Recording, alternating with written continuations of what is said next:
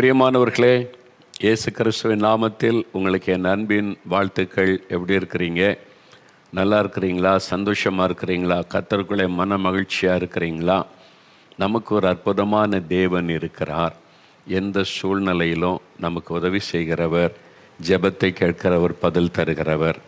அவர் இருக்கிறதுனால நம்ம எதை குறித்தும் கலங்க தேவையில்லை. இன்றைக்கு உலகத்தில் நடக்கிற சம்பவங்களை பாருங்கள். பயப்படும்படியான கலங்க பண்ணுகிற காரியங்கள். ஒரு பக்கம் வெள்ளத்தினாலே மண் சரிவு ஏற்பட்டு கேரளாவில் எவ்வளோ மக்கள் பாதிக்கப்பட்டுட்டாங்க. வட இந்தியாவில் ஹிமாச்சல பிரதேசத்தில் உத்தரகாண்டிலேயும் அதே மாதிரி நிலைமை. அங்கும் பெரிய வெள்ளம், அதனால் மண் சரிவு ஏற்பட்டு பாதிப்புகள். இது மாதிரி ஒரு பக்கம் கொள்ள நோய், இன்னொரு பக்கத்தில் யுத்தத்தின் செய்திகள். இப்படி பலவிதமான செய்திகளை நம்ம கேள்விப்பட்டு கொண்டே இருக்கிறோம். கடைசி காலம் இப்படி தான் இருக்கும். இனிமேல் ஒரு அமைதி, ஒரு மாதிரி பிரச்சனையே கிடையாது, அப்படியே ஒரு பிரச்சனை இல்லாமல் போராட்டம் இல்லாமல் இருக்கிறோம். அந்த மாதிரி காரியெல்லாம் இருக்காது. இது கடைசி காலம். சத்துரு பலமாக யுத்தம் பண்ணுகிற ஒரு காலம். ஒரு சின்ன காரியத்தை கூட சாத்தான் அதை பயன்படுத்தி பெரிய அழிவை, நாசத்தை உண்டாக்கி விடுகிற ஒரு காலம் இது. ஆனால் தேவ பிள்ளைகள் நம்ம பயப்பட தேவையில்லை. சாத்தானை ஜெயித்த இயேசு நம்மோடு கூட இருக்கிறார். நமக்கு வாக்கு கொடுத்திருக்கிறார். அதனால் கர்த்தருக்குள்ளே நம்ம எப்பவுமே திடமானதாக இருக்கணும். ஜெபத்தை மாத்திரம் விட்டுவிடக்கூடாது. இந்த ஜெபத்தில் பங்கு பெற தான் நீங்கள் காத்திருக்கிறீங்க. ஜெபிக்கலாமாக நிகழ்ச்சியில் பங்கு பெற உலகம் எங்குமிருந்து ஜெபத்தில் இணைந்திருக்கிற எல்லா தெய்வ பிள்ளைகளையும் ஜெபத்திற்காக நான் வாழ்த்தி வரவேற்கிறேன். ஆசியா கண்டம் முழுவதிலும், ஐரோப்பா கண்டத்தின் பல தேசங்கள், ஆப்பிரிக்கா கண்டத்தின் நாடுகள், அமெரிக்கா, கனடா தேசங்கள் இருக்கிற மக்கள் எல்லாரையும் நான் இயேசுவின் நாமத்தில் ஜெபத்திற்கு வாழ்த்தி நான் வரவேற்கிறேன். கடந்த காலங்களில் நாம் ஜெபிக்க அந்த ஜெபத்திற்கெல்லாம் ஆண்டவர் பதில் கொடுத்து கொண்டே வருகிறதை நம்ம பார்க்கிறோம். இன்றைக்கும் நம்ம பல காரியத்திற்கு ஜெபிக்க போகிறோம். இணைந்து ஜெபிப்போம். ஆண்டவர் பெரிய காரியம் செய்வார். ஜெப வேளைக்குள்ளே செல்லும் முன்னால் நாம் தேவனை துதிக்கணும். அவருடைய பிரசன்னம் தான் ரொம்ப முக்கியம். கர்த்தருடைய பிரசன்னத்தோடு ஜெபிக்கும் போது தான் அந்த ஜெபம் வல்லமை உள்ளதாக இருக்கும். இல்லாட்டா கடமைக்காய் பேருக்காக சில ஜெபி உப்பு சப்பில்லாத சொல்லுவாங்கள்ல, அந்த மாதிரி ஜெபிக்கிற சிலர் உண்டு. கேட்கப்படுதே இல்லையோ, ஏதோ கடமை ஜெபிச்சிடணும். அப்படி அல்ல.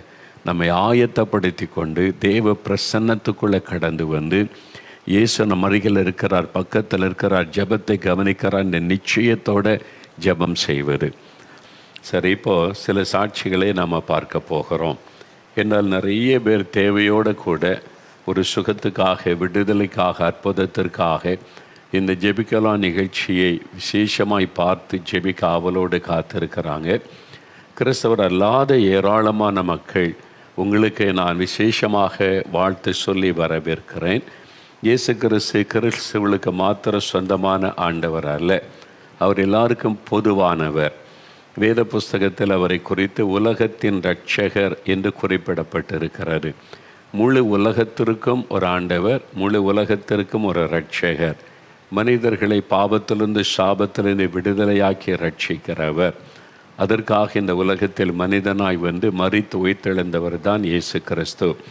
அதனால தான் எந்த பாகுபாடும் பார்க்காதபடி யார் எந்த மொழி பேசுகிறவங்க யாராக இருந்தாலும் இயேசுவே நீ கூப்பிடும்போது அவர்களுக்கு அற்புதம் செய்கிறார்.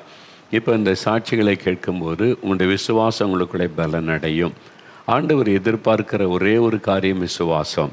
நீங்கள் விசுவாசம் உள்ளவர்களாய் ஜெபத்தில் எவைகளை கேட்பீர்களோ அதையெல்லாம் பெறுவீர்கள். அந்த விசுவாசம் ஒன்றைத்தான் அவர் எதிர்பார்க்கிறார். அந்த விசுவாசம் நமக்குள்ளே தூண்டி எழுப்பப்படுவதற்கு தான் ஆண்டவர் ஏற்கனவே செய்த அற்புதத்தை பெற்றுக்கொண்ட மக்களுடைய அனுபவங்களை நாம் கேட்கிறோம். சில சாட்சிகளை நான் வாசிக்கிறேன். முதலாவது சகோதரர் ரிச்சர்டு பெங்களூரில் இருந்து எழுதியிருக்கிறாங்க. அவங்களுக்கு என்ன நடந்தது பாருங்கள். நான் 42 வருடங்களாக சிகரெட் புகைக்கும் பழக்கத்திற்கு அடிமையாக இருந்தேன். சிறு வயதில் விளையாட்டாக ஆரம்பித்து அதன் பின்பதாக அடிமையாகவே மாறிவிட்டது. அது ஒரு நாளைக்கு 1 அல்லது 2 பாக்கெட்டுக்கு மேலாக புகைத்து விடுவேன். சிகரெட் புகைக்காமல் என்னால் இருக்கவே முடியாது. சிகரெட் புகைக்காவிட்டால் எனக்குள் எரிச்சலும் கோபமும் தான் வரும். வீட்டில் நான் என் பிள்ளைகள் மீதும் என் மனைவி மீதும் தலையில் அடித்து இனிமேல் புகைக்க மாட்டேன் என்று சத்தியம் செய்வேன். ஆனால் மறுநாளே நான் சிகரெட் பிடித்து கொண்டே தான் இருப்பேன். இதனால் வீட்டில் ஒவ்வொரு நாளும் என்னை வைத்து பிரச்சனை தான் வரும். சிகரெட் இல்லாவிட்டால் நானும் இல்லை என்று தான் நான் வாழ்ந்து வந்தேன். இது ஒரு பாவம் என்று எனக்கு தெரியாமல் இருந்தது. சில பழக்கங்கள் இதில் என்ன பாவம் அப்படின்னு சொல்லியே நிறைய பேருடைய மனதில் இதெல்லாம் பாவம் இல்லை, சிகரெட் பிடிக்கிறேனுங்க, பீடி பிடிக்கிறதுலனுங்க வந்துடுற போது, காஃபி டீ குடிக்கிற மாதிரி தான் அப்படி சொல்லுவாங்க. இப்போ ரம், ஒரு காலத்தில் மதுபானம்னாலே பாவம்னு நினைத்தது போக இப்போ ரம் கொஞ்சம் குடிக்கலாம், அது நல்லது தானே, வாரத்தில் ஒரு நாள் குடிக்கலாம், குடும்பமாக பெண்கள் ஒரு காலத்தில் பெண்களாவது இதெல்லாம் செய்யக்கூடாதுன்னு சொன்னாங்க, ஃபேமிலியாக குடிக்க ஆரம்பிச்சிட்டாங்க. அது ஒரு கலாச்சாரமாய் மாறிவிட்டது. பாவத்தை மனிதன் ஏற்றுக்கொண்டு அதை தன்னுடைய மனசாட்சியை மழுக்கி கொள்வதற்கு பாவம் என்பதை விட்டுவிட்டு அது ஒரு கலாச்சாரம், வாரத்தில் ஒரு நாள் என்ன தப்பு அப்படின்னு பாவத்தை பரவாயில்லை என்பதாய் மாற்றி தான் நிறைய குடும்பங்கள் இன்றைக்கி பாழாகிறது, நிறைய பேருடைய வாழ்க்கை பாழாகிறது. அது சாத்தானுடைய ஒரு தந்திரம் கூட. இதில் என்ன தப்பு? பக்தியாக சாமி கும்பிட்றோம், பக்தியாக இருக்கிறோம் போதும். நிறைய பக்தியாக இருக்கிறவங்க பாருங்கள், நிறைய பேர் 100க்கு 90 பேர் குடி, அப்புறம் பீடி, சிகரெட், போதை வஸ்து, லஞ்சு வாங்குறது, எல்லா பாவமும் இருக்கும். ஆனால் பக்தியாக இருப்பாங்க. பார்த்துருக்கீங்களா நீங்கள்? ஆமாம், அதில் ஒரு 10% கடவுள் பயத்தோட கூட நம்ம கடவுளை நம்புகிறோம், வணங்குகிறோம், இதெல்லாம் செய்யக்கூடாது அப்படின்னு ஒரு 10% அதில் இருக்கிறாங்க. எல்லா மதத்தை நான் பொதுவாக தான் சொல்லுகிறேன், அது மாதிரி இருக்கிறாங்க. பெரும்பாலான பேர் பக்தியாக சாமி கும்பிட்டா போதும், அதில் என்ன அப்படின்ற மாதிரி ஒரு மனநிலைக்கு வந்துடுறாங்க. அதனால் ஒரு பக்கம் பக்தியாக சாமி கும்பிடுவாங்க, இன்னொரு பக்கம் சாரையும் குடித்து தன்னை கெடுத்து குடும்ப சமாதானத்தை அழிச்சிருவாங்க. அப்போது இது ஒரு மனசாட்சியில் சூடுண்டவர்கள் ஆனார்கள் என்று வேதத்தில் சொன்னபடி அப்படியே மறத்து விடுகிறாரு. பார்த்திங்களா, இவங்களுக்கு கூட இதில் என்ன பாவம் அப்படின்னு எனக்கு தெரியாமல் இருந்தது. இந்த சூழ்நிலையில்தான் 2024 வருடத்தில் ஜெபிக்கலமாக நிகழ்ச்சியை நான் பார்க்க ஆரம்பித்தேன். இந்த வருஷம்தான் அவங்க பார்க்க ஆரம்பிச்சிருக்கிறாங்க. ஜூன் மாதத்தில் ஒரு நாள் நேரலை நிகழ்ச்சியில் நீங்கள் அநேக சாட்சிகளை வாசித்த பின்பதாக போதை பழக்கத்தில் உள்ளவர்கள் விடுதலை பெற விசேஷமாய் ஜெபித்தீர்கள். அப்பொழுது நானும் என்னுடைய இருதயத்தில் கைகளை வைத்து எனக்கு விடுதலை தாங்க இயேசுவே என்று ஜெபித்தேன். ஜெபிக்கும்போது ஒரு வல்லமை எனக்குள் இறங்கியது. என் உடம்பு முழுவதும் குளிர்ந்தது. ஜெபம் முடிந்ததும் என்னை விட்டு ஒரு பாரம் விலகியதை உணர்ந்தேன். அதன் பின்பதாக எனக்கு சிகரெட் புகைக்கும் எண்ணமே எனக்குள் வரவில்லை. 42 வருஷமாக இந்த பழக்கம். இது ஒரு பாவம்னு அவங்க உணர்ந்து முதல்ல ஜெபிக்கிறாங்க. இருதயத்தில் கை வைத்து, இயேசுவே எனக்கு இதில் ஒரு விடுதலை தாங்க. பாவத்தை பாவம் என்று ஒத்துக்கொண்டு பாவத்தை விட்டு மனம் திரும்பி விடுதலைக்காக ஜெபிக்கும்போது இயேசு உடனே அற்புதம் செய்வார். முதல்ல ஒத்துக்கொள்ளணும் பாவம் என்று. நிறைய பேர் பாவத்தை பாவம் என்று ஒத்துக்கொள்வதில்லை. இது அவங்களுடைய பலவீனம். இதில் என்ன தப்பு இருக்குது, இதில் சமுதாயத்தில் எல்லாரும் செய்யாததா அப்படி சொல்லியே சமுதாயத்தை சீரழிக்கிற பாவங்கள் பெருகிவிட்டது. ஆனால் அது உணர்ந்து அவங்க ஜெபிக்கிறான். யோசிச்சு பாருங்களேன், ஒரு 40 வருஷத்துக்கு முன்னால் லஞ்சம்னாலே 10 ரூபா கொடுத்தோட லஞ்சம் கேட்குறாங்கப்பா, 10 ரூபா லஞ்சம் வாங்கிட்டாங்கப்பா அப்படின்னு ஒரு இருந்தது. இப்போ இந்த நிலைமைக்கு கொடுக்காம எதுவுமே நடக்காது. ஓகே, சமுதாயத்தில் லஞ்சம் கூட இப்போ பாவம் இல்லை என்கிற சூழ்நிலை, மனநிலை மக்களுக்குள்ளே வந்துவிட்டது. கொடுத்தா தான் காரியம் நடக்கும், கீழேருந்து மேலே வரைக்கும் எல்லோரும் வாங்குறாங்கப்பா, யாரை சொல்கிறது அப்படின்ற மாதிரி மக்களுடைய மனநிலைமை பாவத்தை ஏற்றுக்கொள்ளுகிற விதமாய் மாற ஆரம்பித்து விட்டு. இதுதான் சமுதாயத்துக்கு மிக கேடான ஒரு காரியம். ஒரு காலத்தில் இதெல்லாம் பாவனை எதிர்த்தோமோ, இன்றைக்கு அதையெல்லாம் ஏற்றுக்கொண்டு அந்த பழக்கமாக ஏற்படுத்த ஆரம்பித்து விட்டோம். ரொம்ப ஆபத்து பாருங்கள். இதனால தான் அதை உணர்வு இல்லாதபடி வாழ்கிறாரு. இப்போ பாருங்கள், அவர் உணர்ந்து தன்னை ஒப்பு கொடுத்து ஜெபித்த உடனே என்ன நடந்துப்பா, ஜெபிக்கும் போது ஒரு வல்லமை எனக்குள்ளே இறங்கினார். உண்மையாக ஜெபம் பண்ணால் ஆண்டவருடைய வல்லமை தொடும். உண்மையாக எனக்கு இந்த பழக்கத்திலேருந்து பாவத்திலேருந்து விடுதலை வேணும் இயேசுவே, இந்த மதுபானம், போதை வஸ்துகள், இந்த பாவ பழக்கங்கள் இதிலேருந்து விடுதலை வேணும்னு உண்மையாக ஜெபிக்கும்போது ஆண்டவருடைய வல்லமை தொடுவதை உணர முடியும். என் உடம்பு முழுவதும் குளிர்ந்தது, ஒரு எக்ஸ்பீரியன்ஸ். ஆண்டவருடைய பிரசன்ன வல்லமை தொடு. சிலர் நெருப்பாக வந்தது ஆண்டவருடைய வல்லமாங்க, இருந்து குளிர்ந்த ஒரு உணர்வு உண்டாயிடுச்சுன்னாங்க. ஒவ்வொருவருக்கு சிலர் காரண்ட ஷாக் அடித்த மாதிரி இருக்குதுன்னு சொல்லுவாங்க. ஆண்டவர் ஒவ்வொருவரை சந்திக்கிற வித்தியாசம். சிலருக்கு ஒருமே அந்த மாதிரி காரியமே இருக்காது, ஆனால் பாவத்திலிருந்து விடுதலை பெற்றுவாங்க. அது மாதிரி காரியமாக இருக்கிறாரு. இப்போ அவங்க சொல்கிறாங்க, அதன் பின்பதாக எனக்கு சிகரெட் புகைக்கும் எண்ணமே வரவில்லை, சிந்தனையே மாறிவிட்டேன், அந்த எண்ணமே வரவில்லை, நான் சிகரெட்டை கையில் தொடவே இல்லை.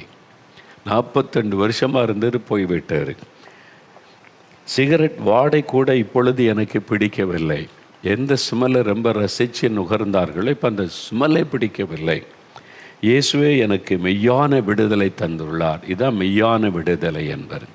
பாவத்தின் ஒரு வெறுப்பு, பாவத்திலிருந்து பூரண விடுதலை, இதான் உண்மையான மெய்யான விடுதலை. அதான் இயேசு கிறிஸ்து விடுதலையாக்கினால் மெய்யாகவே விடுதலை ஆவீர்கள். இன்றைக்கு உங்களுக்கு விடுதலை நாள். மதுபானத்தின் விடுதலை, போதை வஸ்துகள் இந்த விடுதலை, போதை மருந்துகள் இந்த விடுதலை, புகை பழக்கத்தில் இந்த விடுதலை, உங்களை அடிமைப்படுத்தி வச்சிருக்கிற எந்த பாவமாக இருந்தாலும் இன்றைக்கு ஒரு விடுதலை நாள். அது சொல்கிறாங்க, முன்பெல்லாம் ஜெபிக்கவே விரும்ப மாட்டேன், இப்பொழுது நான் ஒவ்வொரு நாளும் காலையில் எழுந்து வேதம் வாசித்து ஜெபிக்கவும் செய்கிறேன். ஏன் ஜெபிக்க விருப்பம் இல்லை அப்படின்னு சொன்னால், ஏன்னா நீங்கள் டாக்டர்கிட்ட போங்க, எனக்கு பசியே எடுக்க மாட்டேங்குது டாக்டர் அப்படின்னு சொன்னால் டாக்டர் அப்படி சொல்லிடுவாங்க, சம்திங் ராங், ஒரு சிக்னஸ் இருக்குது, ஒரு வியாதி தான் உங்களுடைய பசியை கெடுக்கிறது, ஒரு வியாதி இருக்கிறதுனால பசி இல்லை. ஒரு பாவம் நம்முடைய வாழ்க்கையை தாக்கியிருந்தால் ஜெபிக்க முடியாது, வேதம் வாசிக்க முடியாது. நீங்கள் நல்லா என்னால் ஜெபிக்க முடியல, ஜெபத்தில் இன்ட்ரெஸ்ட் இல்லை, வேதத்தை தியானிக்க இன்ட்ரெஸ்ட் இல்லைன்னா உங்களுடைய ஆத்மாவில் வியாதி, நோய் வந்து விட்டதுன்னு அர்த்தம். அந்த ஹீல் பண்ண உடனே உங்களுக்கு ஜெபிக்கிறது குறித்த தாகம், பசி வந்துடும், வேத வசனத்தை குறித்த தாகம் வந்துடும். பார்த்திங்களா, இவங்க சொல்லுவாங்க இப்போ ஜெபிக்கிறாங்க, காலையில் எழுந்த உடனே முதல் வேலை வேதம் வாசித்து ஜெபிக்கிறாரு. என் குடும்பத்தில் இப்பொழுது மெய்யான ஒரு சமாதானத்தை இயேசு கொடுத்துள்ளார். இயேசுக்கே மகிமை. குடும்பமே சமாதானம். ஒருவர் பாவத்துக்கு அடிமைப்பட்டுட்டால் ஹோல் ஃபேமிலி வில் அஃபெக்ட். குடும்பம் பாதிக்கப்படும், மனைவி, பிள்ளைகள். இதை நீங்கள் மனதில் கொள்ளணும். இப்போ பாருங்கள், அடுத்து சகோதரி லில்லி பங்காரபெட், கர்நாடக மாநிலத்தில் பங்காரபெட் அப்படின்ற ஒரு இடம் இருக்கிறது. அவங்களுக்கு ஒரு அற்புதம் நடந்திருக்கு பாருங்களேன். சகோதரி லில்லி, நான் இயேசுவை அறியாத குடும்பத்தில் பிறந்து இயேசுவை ஏற்றுக்கொண்டவள். எனக்கு 4 வருடங்களாக எனது இடது கண்ணில் ஒரு சிறிய கட்டி இருந்தது. இந்த கட்டியினால் நான் அதிக கஷ்டப்பட்டேன். எப்பொழுதும் அது உறுத்தி கொண்டே இருக்கும். திடீரென வலி ஏற்படும். அப்பொழுது கண்ணை திறக்கவே முடியாது. அந்த கண்ணில் 4 வருஷமாக ஒரு கட்டி உறுத்திக்கிட்டே இருக்கும். சில நாள் திறக்கவே முடியாது கண்ணை. திடீரென அந்த வலி வந்து கொண்டே இருக்கும். மருத்துவரிடம் சென்று அதற்கான மருந்துகளெல்லாம் போட்டு பார்த்தேன். அந்த நேரம் மட்டும் கேட்கும், ஆனால் கட்டி எனக்கு மறையவே இல்லை. இந்த சூழ்நிலையில் தான் ஜெபிக்கலமாக நிகழ்ச்சியை நான் பார்க்க ஆரம்பித்தேன். ஒவ்வொரு நாளும் இந்த நிகழ்ச்சியை பார்த்த பின்பு தான் எனக்கு மனதிற்கு ஒரு ஆறுதலாக இருக்கும். 2023ஆம் வருடத்தில் டிசம்பர் மாதத்தில் ஒரு நாள் இந்த நிகழ்வு, நீங்கள் வியாதி உள்ள இடத்தில் கைகளை வைத்து ஜெபியுங்கள், அப்பொழுது இயேசு அற்புதம் செய்வார் என்று கூறினீர்கள். நானும் எனது கண்ணில் என் கையை வைத்து விசுவாசத்தோடு இயேசுவை எனக்கு சுகம் தாரும் என்று ஜெபித்தேன். ஜெபித்த மறுநாளில் எனக்கு கண்ணில் வலி சுத்தமாக வரவே இல்லை. மேலும் கண்ணில் இருந்த கட்டியும் காணாமல் போய்விட்டது. பெரிய ஆச்சரியம். அன்றிலிருந்து இப்பொழுது வரை என் கண்ணில் கட்டி வரவே இல்லை. கண்ணில் எந்த ஒரு பிரச்சனையும் இல்லை. கர்த்தர் எனக்கு பூரண சுகத்தை கொடுத்துள்ளார். இயேசுவுக்கு 4 வருஷமாக கண்ணில் கட்டி உறுத்திக்கிட்டே இருக்கும். சில சமயத்தில் அது கண் முழுவதையும் பாதித்து விடும். ஒரு நாள் விசுவாசத்தோடு கண்ணில் கை வைத்து ஜெபிக்கிறாங்க. அந்த விசுவாசமுள்ள ஜெபந்தான் பிணியாளியை ரட்சிக்கும். ஜெபித்த அன்றைக்கே மறுநாளில் பார்த்தா கட்டியை காணவில்லை. அதன் பிறகு கண்ணில் வலியும் இல்லை, பிரச்சனையும் இல்லை, நல்ல சுகம். இன்றைக்கு உங்களுடைய கண்ணில் பிரச்சனையா, காதில் பிரச்சனையா, ஹார்ட்டில் ப்ராப்ளமா, லங்ஸில், லிவரில், கர்ப்பப்பையில், டைஜஸ்டிவ் சிஸ்டம், எதில் பிரச்சனை சுகம் வேணுமோ அதில் கை வைத்து நீங்கள் ஜெபிக்க போகிறீங்க, விசுவாசிக்க போகிறீங்க. இயேசு உங்களுக்கு அற்புதம் செய்ய போகிறார். இன்னொரு சகோதரி அமலா, பெங்களூர்லேருந்து ஒரு சகோதரி, நான் 7 வருடமாக அரிசி சாப்பிடும் பழக்கத்திற்கு அடிமையாக இருந்தேன். நான் நினைக்கும் நேரமெல்லாம் அரிசி சாப்பிடுவேன். வீட்டில் வேலை செய்யும் நேரத்தில் வாயில் அரிசி போட்டு கொண்டே தான் வேலை செய்வேன். தூங்கும் நேரம் தவிர மற்ற நேரங்களில் எல்லாம் அரிசி சாப்பிட்டு கொண்டே தான் இருப்பேன். எங்கு பிரயாணப்பட்டாலும் என்னுடைய பேக்கில் அரிசி இருக்கும். அரிசி சாப்பிட்ற பழக்கம் சிலர்லாம் சாட்சி சொன்னாங்களே, சிலர் குச்சி சாப்பிடுவாங்க, சிலர் சாக் பீஸு, சிலர் செங்கல். அதெல்லாம் அது ஒரு அடிமைத்தனம் சிலருக்குள்ளே. சாதாரணமாக நினைப்போம், அது நம்முடைய சரீரத்தை பாதிக்கிற விஷயம். அரிசியை தொடர்ந்து சாப்பிட்டுக்கிட்டே இருந்தால் நம்ம சரீரத்தில் பல உபாதைகளை கொண்டு வரும். செங்கல் சாப்பிட்டா எவ்வளோ பெரிய பிரச்சனை, வியாதியை கொண்டு வரும். இந்த மாதிரி நம் சரீரம் தேவனுடைய ஆலயம். இதை பாதிப்புக்குள்ளாகிற பல காரியம் நம்மளை அடிமைப்படுத்துகிறது. இது ஒரு தப்பே இல்லை, இது ஒரு பெரிய பாவமா அப்படி தெரியும். பாவங்க அரிசி சாப்பிட்றதெல்லாம் பாவம் கிடையாது. அடிமையாக்கிட்டல, அது இல்லாமல் இருக்க முடியல. வெளியே போனாலும் பேக்கில் இருக்குது, எங்கே போனாலும் எப்போவுமே சாப்பிட்டுக்கிட்டு அரிசி சாப்பிட்டுக்கிட்டு இருந்தால் அது ஒரு அடிமைத்தனம், ஸ்லேவரி. அடிமைத்தனத்தில் இருந்தாலே அது பாவம்தான். அதில் பின்னால் ஒரு ஆவி இருக்குதுன்னு அர்த்தம். நமக்கு தீமை செய்கிற ஒரு ஆவி, அதிலேருந்து விடுதலை பெற்றே ஆகணும். இதுதான் மனதில் கொள்ளணும். பாருங்கள், சொல்கிறாங்க, என் வீட்டில் எல்லாரும் என்னை இதற்காக திட்டுவார்கள். ஆனால் என்னால் அரிசி சாப்பிடும் பழக்கத்தை நிறுத்தவே முடியவில்லை. இந்த சூழ்நிலையில் தான் ஜெபிக்கலாமாக நிகழ்ச்சியை பார்க்க ஆரம்பித்தேன். 2024 வருடத்தில் ஜனவரி மாதத்தில் ஒரு நாள் நேரலை நிகழ்ச்சியில் என்னை போல அரிசி சாப்பிடும் பழக்கத்திற்கு அடிமையாகி விடுதலை பெற்ற ஒருவரின் சாட்சியை நீங்கள் வாசித்த போது எனக்கும் ஒரு விடுதலை கிடைக்கும் என்ற விசுவாசம் வந்தது. பார்த்தீங்களா, விசுவாசம் உள்ளத்தில், அதுக்கு தான் சாட்சி. இவங்களுக்கெல்லாம் அற்புதம் செய்தார், அப்போ எனக்கும் நடக்கும்ன்ற ஒரு விசுவாசம், அதுக்கு தான் சாட்சியை தவிர மனுஷனை பெருமைப்படுத்த அல்ல. நீங்கள் இந்த சாட்சியெல்லாம் பாருங்களேன், இல்லை மோகன்லால் சேஷன் வரமாட்டார், எனக்கு அதுக்கு சம்மந்தம் இல்லை. அவங்க நிகழ்ச்சியை பார்க்குறாங்க, இயேசுக்கிட்ட ஜெபிக்கிறாங்க, இயேசு அற்புதம் செய்கிறார். இயேசுவுக்கும் இந்த அற்புதத்துக்கு தான் சம்பந்தம் உண்டு. பாருங்கள், இவங்களுக்கு அந்த பழக்கத்தை அதுக்காக ஜெபிக்கிறாங்க. நானும் இந்த பழக்கத்திலிருந்து விடுதலை கிடைக்க பாரத்தோடு ஜெபித்தேன். ஜெபித்த ஒரு வாரத்திலேயே அரிசி சாப்பிடும் பழக்கத்தை நான் மறந்து விட்டேன். எனக்கே ஆச்சரியமாயிருந்தது. இப்பொழுது அந்த எண்ணமே எனக்குள் வரவில்லை. இயேசுவே எனக்கு விடுதலை கொடுத்திருக்கிறார். விட முடியாத இந்த அரிசி சாப்பிடும் பழக்கத்திலிருந்து விடுதலை கொடுத்த இயேசுவுக்கு ஸ்தோத்திரம். 7 வருஷம் அடிமைத்தனம். கருத்தாக ஜெபிச்சாங்க, விடுதலை. உங்கள் வாழ்க்கையில் இப்படி ஏதோ ஒரு பழக்கம் உங்களை அடிமையாக்கி வச்சிருக்குது. உங்களுக்கு ஒரு விடுதலை வேணும். இன்றைக்கு எனக்கு இதில் ஒரு விடுதலை வேணும். இயேசுவே நீ கேளுங்க, விடுதலை ஆண்டவர் தருவார். இன்னொரு சகோதரி பாருங்கள், சாந்தி, மயிலாடுதுறை, அங்கேருந்து எழுதியிருக்கிறாங்க. இவங்களுக்கும் ஒரு விடுதலை கிடச்சிருக்குது. இதுவும் ஒரு பாவ அடிமைத்தனம். நான் இயேசுவை அறியாத குடும்பத்தில் பிறந்தவள். பக்தியில் மிகவும் வைராக்கியமாக இருப்பேன். தமிழ்நாட்டில் உள்ள சில புண்ணிய ஸ்தலங்களுக்கு நடை பயணமாகவே சென்று இருக்கிறேன். இந்த சூழ்நிலையில் 40 வருடங்களாக வெற்றிலை பாக்கு போடும் பழக்கத்திற்கு அடிமையாக இருந்தேன். இந்த பழக்கத்தை விட நான் முயற்சி செய்யவே இல்லை. இது பாவம் என்பது எனக்கு தெரியவில்லை. இதான் இங்கே நிறைய பிரச்சனை. இது ஒரு பாவம், அடிமைப்படுத்துகிறது என்பதை தெரியவில்லை நிறைய பேருக்கு. இப்போ தான் இதை சொல்ல சொல்ல நிறைய பேருடைய வாழ்க்கையில் ஒரு தெளிவு வருகிறாரு. அறியாமை விலகி அறிந்து கொள்கிறாங்க இது கூட பாவம் என்பதாக. நம்ம அடிமைப்படுத்துகிற எந்த காரியமும் பாவம்தான். அதுக்கு பின்னால் இருக்கிறது ஆவி நம்மளை அடிமைப்படுத்துகிறது. இதை மாதிரி பாருங்கள், அவங்களுக்கு இது பாவம்னே தெரியலை. இந்த சூழ்நிலையில் 2021 ஆண்டில் என் குடும்பத்தில் உள்ளவர்கள் வற்புறுத்தியதால் ஜெபிக்கலாமாக நிகழ்ச்சியை நான் பார்க்க ஆரம்பித்தேன். அவங்க ரொம்ப பக்தி உள்ளவங்க, தெய்வ வணக்கம் செய்கிறவங்க, இயேசுக்கு அவங்களுக்கு சம்மந்தம் இல்லை. குடும்பத்தில் சொல்லியிருக்கிறாங்க, இதை பாரு நீ, அதை கட்டாயப்படுத்தினால பார்க்க ஆரம்பித்தாங்களாம். எனக்கு இயேசுவின் மீது ஒரு நம்பிக்கை வந்தது. நிகழ்ச்சியை பார்க்க ஆரம்பித்த போது இயேசுவின் மேலே ஒரு விசுவாசம் வந்தது. மேலும் ஒரு நாள் நீங்கள் நேரலை நிகழ்ச்சியில் போதை பழக்கத்தில் உள்ளவர்கள் விடுதலைக்காக ஜெபிக்கும்போது வெற்றிலை பாக்கு போடுவதும் பாவம்தான் என்று கூறி அதற்காக ஜெபிக்கும்போது நானும் என்னை அர்ப்பணித்து ஜெபித்தேன். அதில் அவங்க தப்பு பாவம்னு உணர்ந்து இயேசுக்கு அர்ப்பணித்து ஜெபிச்சாங்க. இயேசுவே இந்த பாவத்தை மன்னியும், எனக்கு விடுதலை தாரும். அவ்வளோதான் ஜெபம்.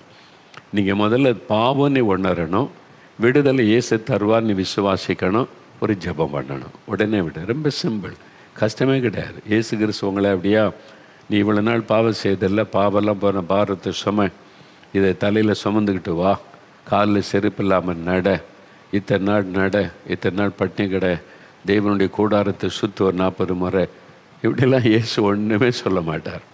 ஏன்னா அவர் நமக்காக எல்லாத்தையும் சுமந்து முடிச்சிட்டார்.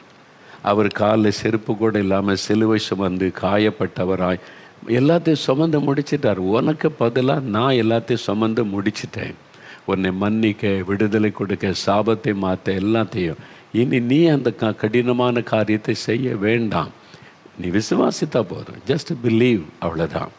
இதுதான் இயேசு சொல்லுவார். இதுதான் நிறைய பேருக்கு கஷ்டம். நீங்கள் சும்மா விசுவாசங்க ஏசு அற்புதம் செய்வான்னு கஷ்டம். அதையே இப்போ நான் நீங்கள் ஒரு கலரில் எல்லாம் ஒவ்வொரு கலரில் ஒன்று சொல்கிற மாதிரி நான் ஒரு கலர் சொல்லி எல்லோரும் வெள்ளை கலரில் நீங்கள் போட்டுக்கிட்டு 4 மாடிக்கு நடந்து வாங்க, உங்களுக்கு அற்புதம் நடக்க, சுகம் கிடைக்குன்னு ஆயிரக்கணக்காக நடக்க ஆரம்பிச்சிருவாங்க. என்ன, மனிதர்கள் தங்களுடைய பிரயாசத்தில் தெய்வத்தை பார்த்துடலாம், பாவ மன்னிப்பை பெற்றுடலாம், விடுதலை பெற்றலாம், ஆசீர்வாதம் பெறலாம் என்கிற ஒரு பழக்கத்துக்கு வந்துட்டாங்க. அதனால தான் நடக்கிறாங்க. ஏன் பிரயாசம், நான் நடக்கிறது அப்படின்னு சொல்லி, நான் நடக்கிறேன், நான் பிரயாசப்படுறேன், அதில் பாவ மன்னிப்பும் வராது, விடுதலையும் வராது. அவர் நமக்காக எல்லாத்தையும் செஞ்சு முடிச்சிட்டார். அதை விசுவாசித்தால் உங்களுக்கு அற்புதம் வந்துடும். அதனால தான் இந்த தவறான நம்பிக்கைகளுக்கெல்லாம் நம்ம இடம் கொடுக்கக்கூடாது.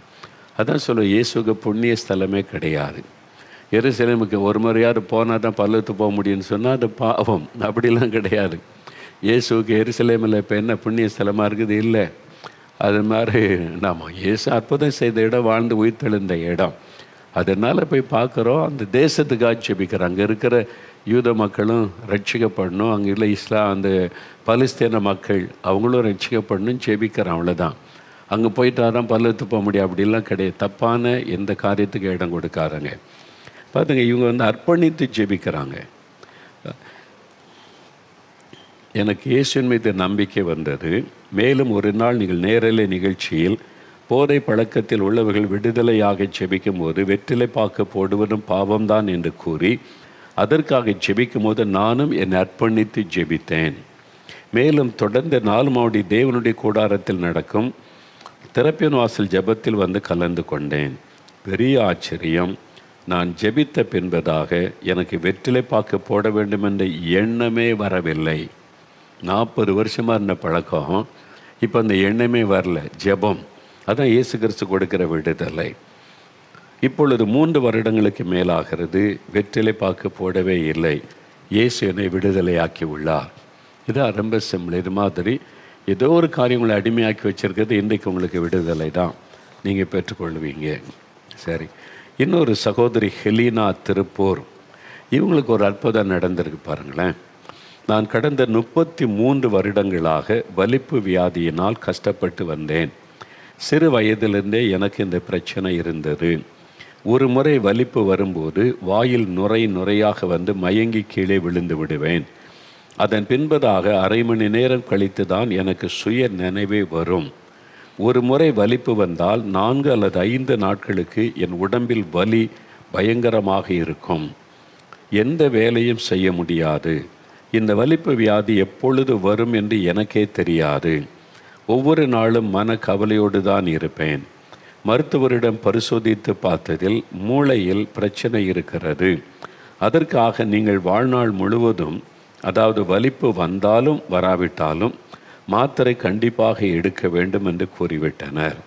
இதனால் ஒவ்வொரு நாளும் காலையிலும் இரவிலும் நான் மாத்திரை தவறாமல் சாப்பிட்டு வந்தேன். இரவில் எனக்கு அதிக நேரம் தூக்கம் வராது. இதனால் பகலிலும் எனக்கு உடல் சோர்வாகவே இருக்கும். இதனால் என் எதிர்காலத்தை குறித்து எனக்குள் எப்பொழுதும் ஒரு பயம் இருந்து கொண்டே இருந்தது. இந்த நிலையில்தான் ஊரடங்கு காலத்தில் 2020 வருடத்தில் மே மாதத்தில் ஜெபிக்கலாமாக நிகழ்ச்சி நான் பார்த்தேன். அப்பொழுது ஒரு நாள் நேரலை நிகழ்ச்சியில் நீங்கள் தேவனிடத்தில் விசுவாசம் எப்படி வைப்பது என்பதை குறித்து எனக்கு புரியும்படி நீங்கள் கூறினீர்கள். அதன் பின்பதாக நான் விசுவாசத்தோடு அன்றைய தினமே என்னுடைய பாவங்களை எல்லாம் ஒப்பு கொடுத்து இயேசுவே என்னை தொட்டு சுகமாக்கும் என்று விசுவாசத்தோடு ஜெபித்தேன். அன்றைய தினம் ஜெபித்து முடித்த பின்பதாக நான் மாத்திரை எடுப்பதையே நிறுத்திவிட்டேன். தொடர்ந்து விசுவாசத்தோடு ஒவ்வொரு நாளும் தவறாமல் ஜெபிக்க ஆரம்பித்தேன். பெரிய ஆச்சரியம், இப்பொழுது 4 வருடங்களுக்கு மேலாகிறது, எனக்கு வலிப்பு வரவே இல்லை. வலிப்பு வியாதியிலிருந்து விடுதலை. நான் அதற்குரிய மாத்திரை எடுக்கவே இல்லை. இயேசு மீது வைத்த விசுவாசத்தின் பலனாய் அவரே எனக்கு பூரண சுகத்தை கொடுத்துள்ளார். எல்லா மகிமையும் இயேசுக்கே உண்டாவதாக. ஹெலினா திருப்பூர்லேருந்து எழுதியிருக்காங்க. 33 வருஷம் வலிப்பு வியாதி, நுரை தள்ளி விழுந்துருவாங்க, எந்த இடத்துல வரும்னு தெரியாது. 4-5 நாள் உடம்பு வலிக்கும், மயங்கி விழுந்தால் எழும்புறக்கு 1/2 மணி நேரத்துக்கு மேலே ஆகும். ரோட்டில், பஸ் ஸ்டாண்டில், எங்கே போனாலும் இப்படி வாழ்கிறது. பயம், கலக்கம், எவ்வளோ வேதனையான வாழ்க்கை. 33 வருஷம். ஒரு நாள் விசுவாசத்தோடு இயேசு கிறிஸ்துட்ட பாவத்தை அறிக்கை செய்து ஜெபிச்சாங்க, விடுதலை. அதன் பிறகு அந்த வியாதி வரவே இல்லை.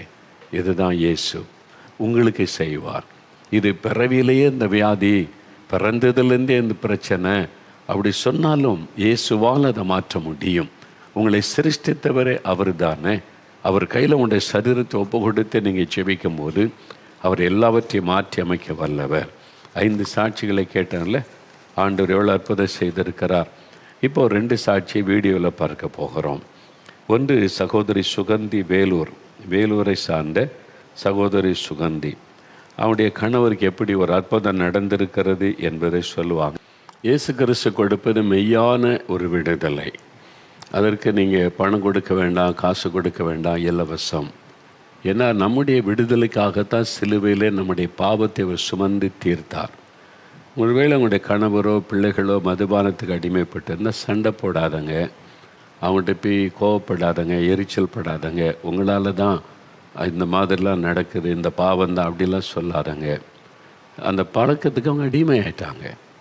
யாரும் விரும்பி செய்கிறதில்ல, அது அவங்களை அடிமையாக்கி விட்டு. அவங்களுக்கு தேவை ஒரு விடுதலை. அப்போ அவங்களுக்கு அன்பு காட்டுங்க. உங்களுக்காக நான் ஜெபிக்கிறோம், நீங்கள் ஒரு நாள் விட்டுருவீங்க, இயேசு விடுதலை தருவான்னு சொல்லிவிட்டு ஆண்டவர்கிட்ட அழுங்க, ஆண்டவர்கிட்ட கண்ணீர் விடிங்க, ஆண்டவர்கிட்ட உத்தரவாதம் எடுத்து ஜெபிங்க. என் கணவர், என் பிள்ளைகள் ரட்சிக்கப்படணும், இந்த பாவத்திலிருந்து விடுதலைன்னு ஜெபிங்க. ஆண்டவர் தொடுவார். ஒரே ஒரு தொடுதலில் வாழ்க்கையை மாறிவிடும். சரியா? சரி, இன்னொரு சகோதரி ரூபி, கோயம்புத்தூர். இவங்களுக்கு 10 வருஷமாக ஒரு வியாதி பிரச்சனை.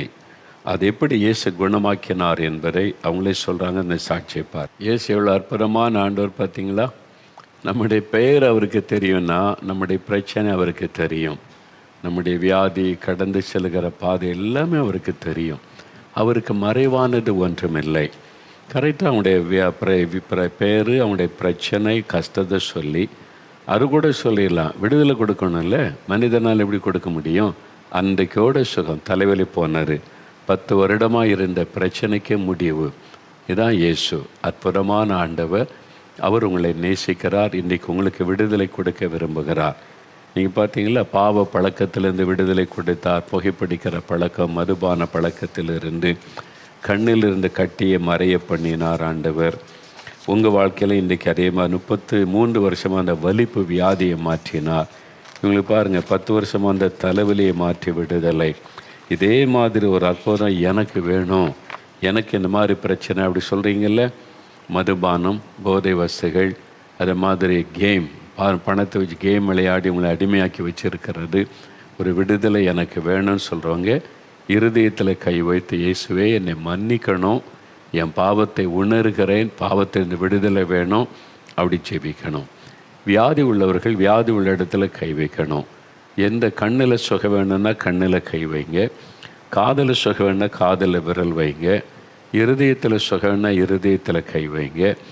உங்களுடைய லங்ஸில் அல்லது உங்களுடைய கிட்னியில் எங்கே உங்களுக்கு பாதிப்பு இருக்குதோ அங்கே கை வைத்து.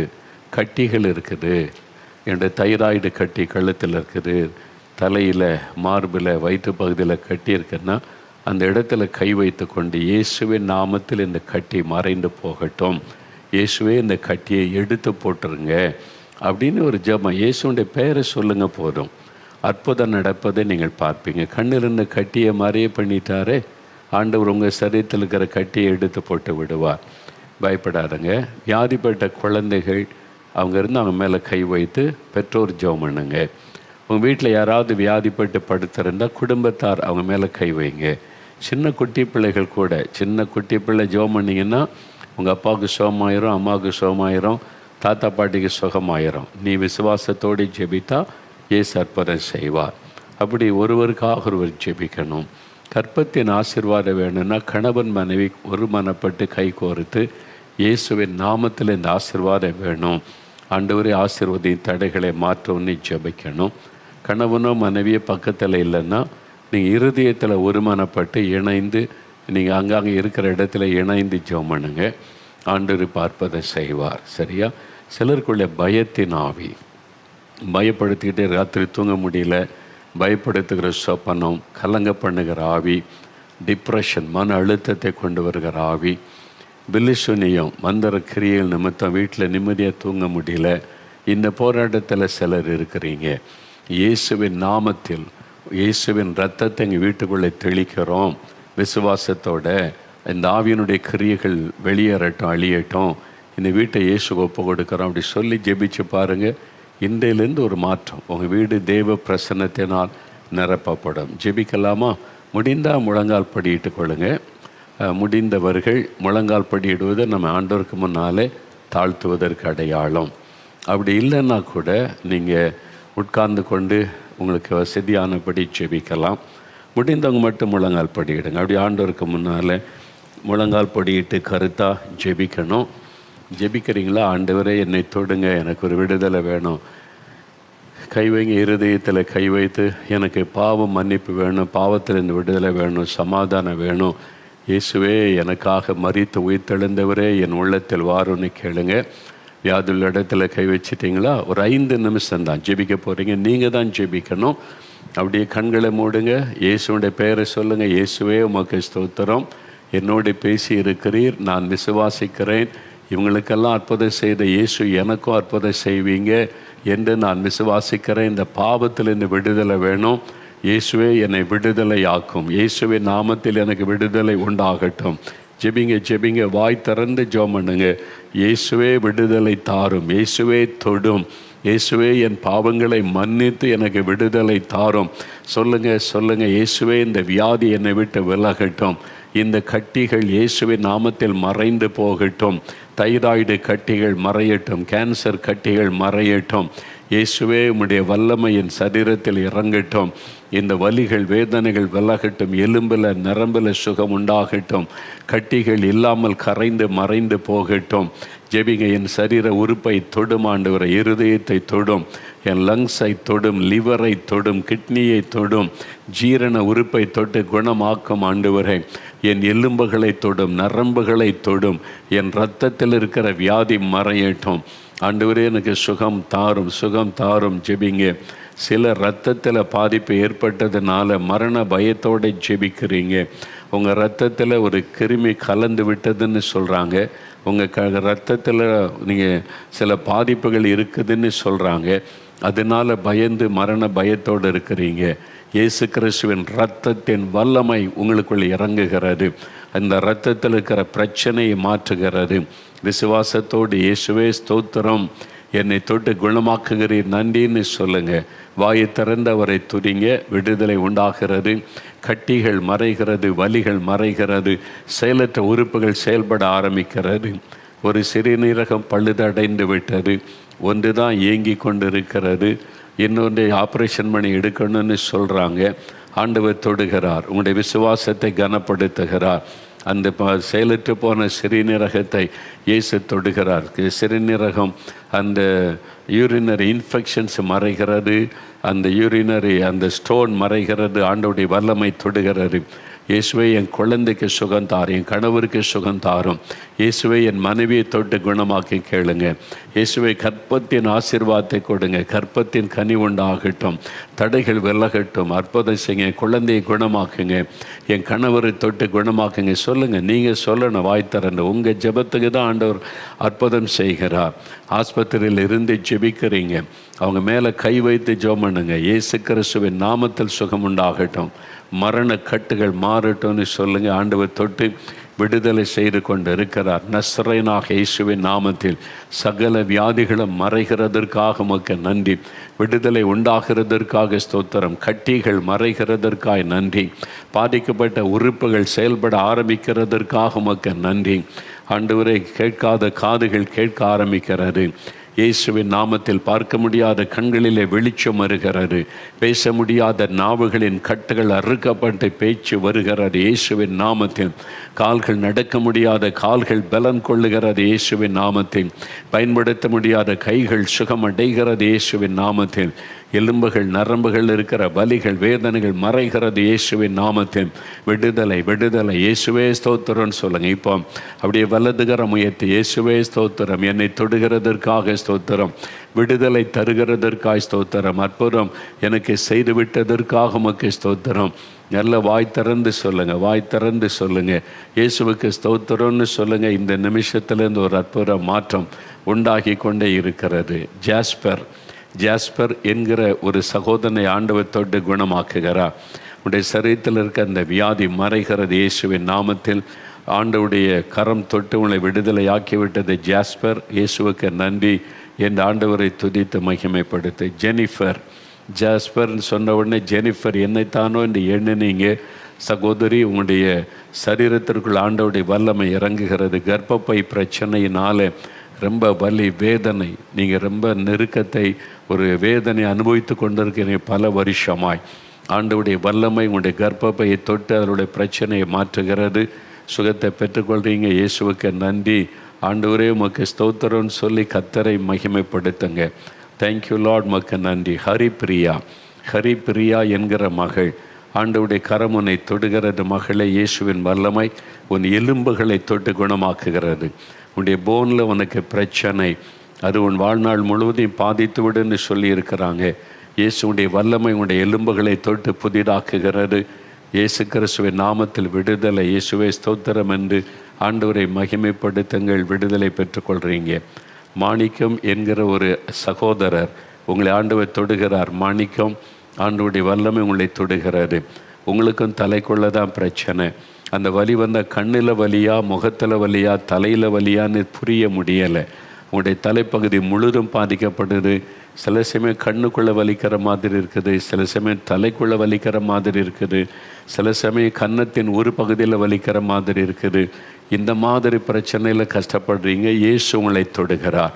அந்த வலிகளை சிலுவையில் சுமந்து விட்டதுனால அந்த வேதனை கொண்டு வந்த பொருளாத பிசாசின் கிரியை அழிக்கப்படுகிறது இயேசுவின் நாமத்தில்.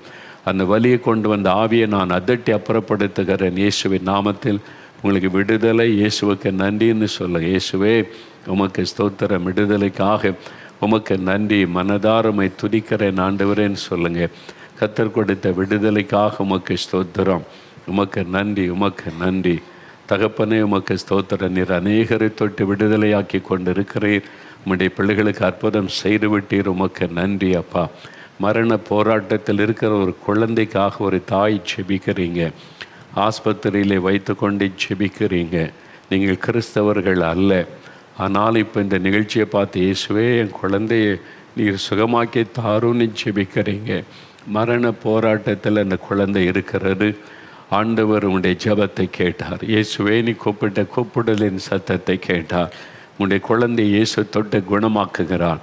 எல்லா பாதிக்கப்பட்ட உறுப்புகளும் சரியாகிறது. மருத்துவர்கள் ஆச்சரியப்படும்படி குழந்தை பூரண சுகத்தோடு வீட்டுக்கு அனுப்புவாங்க. நீங்கள் ஆச்சரியப்படுவீங்க. டாக்டர்ஸே ஆச்சரியப்படுவாங்க.